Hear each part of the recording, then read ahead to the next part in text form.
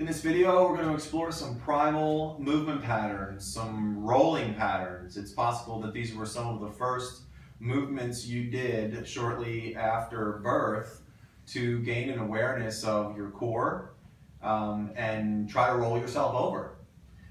So it starts with arms straight out to the side from the shoulders.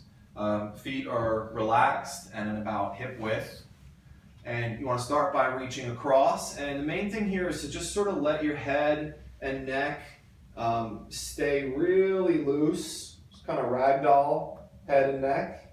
And just allow the reaching across to your opposite palm to be the thing that inspires the entire movement through your body. So you're reaching your arm across, trying to match it up with your other hand, and you're going to feel how your opposite hip wants to come up with the movement. Allow that to happen and use your opposite glute, kicking the heel down into the floor, trying to get a good sense of squeezing that glute as you reach across.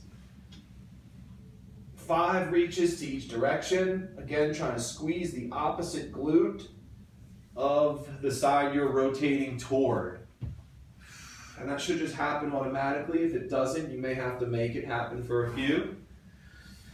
Once you've done this pattern, what you want to do is take one arm up and one arm down. So you still have a straight line, but it's on a diagonal now. So my right palm is down, my left palm is up.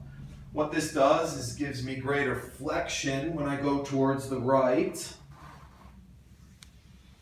and greater extension when I go to my left. 5 times to each.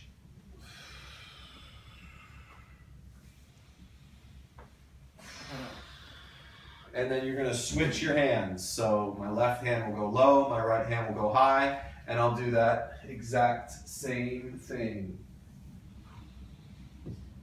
Exhale upon reaching. Keep your core strong. Be careful not to use too much low back emphasis when you're reaching towards your big extensions. Again, keep the rib cage gently pulled down and the core strong. Use your exhale to create that tension through the length. And that's rolling patterns.